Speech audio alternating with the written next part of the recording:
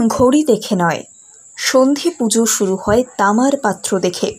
কামান দেগে বা বন্দুক ফাটিয়ে নয়, ভক্তদের মুখে মুখে সেই বার্তা পৌঁছয় এক গ্রাম থেকে অন্য গ্রামে। কুলটির চক্রবর্তীদের বাড়িতে প্রায় ২৫০ বছর ধরে কাশীপুর রাজাদের দেওয়া জলঘড়ি বা তামার পাত্র দেখে ঠিক করা হয় সন্ধি পুজোর নির্ঘণ্ট। আশ্চর্যজনকভাবে পঞ্জিকার সঙ্গে সেই সময় মিলেও যায়। এই ঐতিহ্যই প্রতি বছর এখানে হাজার হাজার ভক্তকে টেনে আনে। কি এই জলঘড়ি বা তামি? পরিবারের প্রবীণতম কর্তারা জানান, কাশীপুর রাজাদের দেওয়া একটি কাঁসার সরাতে জল থাকে। সেই জলে ভাসানো হয় একটি সূক্ষ্ম ছিদ্রযুক্ত তামার বাটি। প্রতি ২৪ মিনিটে সেই তামার বাটিটি কয়েকবার ডোবার পর অঙ্ক তৈরি করে সন্ধিকাল নির্ঘণ্ট তৈরি করেন পুজোর গ্রহাচার্যরা। শুধু তাই নয়, মিঠানির চক্রবর্তীদের মন্দির থেকে পাশের ধেমোমেন গ্রামের মন্দির পর্যন্ত ৫০ মিটার দূরে দূরে দাঁড়িয়ে থাকেন ভক্তরা। অষ্টমী নবমী সন্ধিক্ষণের সময় নিস্তব্ধতা ভেঙে চক্রবর্তীদের দুর্গা মন্দির থেকে সন্ধি সন্ধি রব ওঠে। প্রথম ভক্ত সেই আওয়াজ শোনা মাত্রই সন্ধি সন্ধি আওয়াজ তুলে ছুটতে থাকেন পার্শ্ববর্তী গ্রামের দিকে। তারও ৫০ মিটার দূরে আরেক ভক্ত সন্ধির ডাক শোনা মাত্র দেয় ছুট।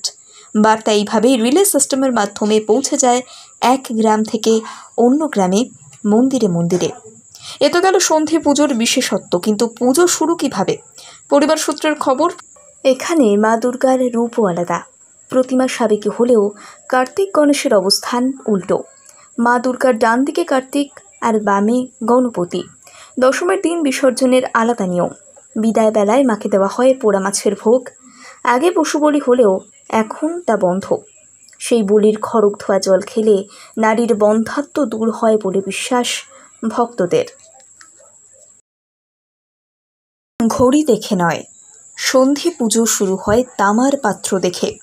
কামান দেগে বা বন্দুক ফাটিয়ে নয়, ভক্তদের মুখে মুখে সেই বার্তা পৌঁছয় এক গ্রাম থেকে অন্য গ্রামে।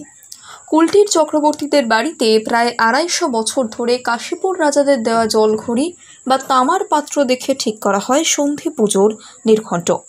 আশ্চর্যজনকভাবে পঞ্জিকার সঙ্গে সেই সময় মিলেও যায়। এই ঐতিহ্যই প্রতি বছর এখানে হাজার হাজার ভক্তকে টেনে আনে। কি এই জলঘড়ি বা তামি? পরিবারের প্রবীণতম কর্তারা জানান, কাশীপুর রাজাদের দেওয়া একটি কাঁসার সরাতে জল থাকে। সেই জলে ভাসানো হয় একটি সূক্ষ্ম ছিদ্রযুক্ত তামার বাটি। প্রতি ২৪ মিনিটে সেই তামার বাটিটি কয়েকবার ডোবার পর অঙ্ক তৈরি করে সন্ধিকাল নির্ঘণ্ট তৈরি করেন পুজোর গ্রহাচার্যরা।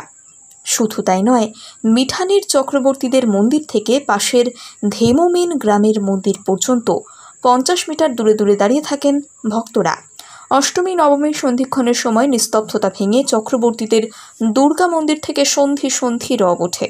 প্রথম ভক্ত সেই আওয়াজ শোনা মাত্রই সন্ধি সন্ধি আওয়াজ তুলে ছুটতে থাকেন পার্শ্ববর্তী গ্রামের দিকে। তারও ৫০ মিটার দূরে আরেক ভক্ত সন্ধির ডাক শোনা মাত্র দেয় ছুট। বার্তা এইভাবেই রিলে সিস্টেমের মাধ্যমে পৌঁছে যায় এক গ্রাম থেকে অন্য গ্রামে, মন্দিরে মন্দিরে। এ তো গেল সন্ধি পুজোর বিশেষত্ব, কিন্তু পুজো শুরু কিভাবে? পরিবার সূত্রের খবর, এখানে মা দুর্গার রূপও আলাদা। প্রতিমা সাবেকি হলেও কার্তিক গণেশের অবস্থান উল্টো। মা দুর্গার ডান দিকে কার্তিক আর বামে গণপতি। দশমীর দিন বিসর্জনের আলাদা নিয়ম। বিদায় বেলায় মাকে দেওয়া হয় পোড়া মাছের ভোগ। আগে পশু বলি হলেও এখন তা বন্ধ।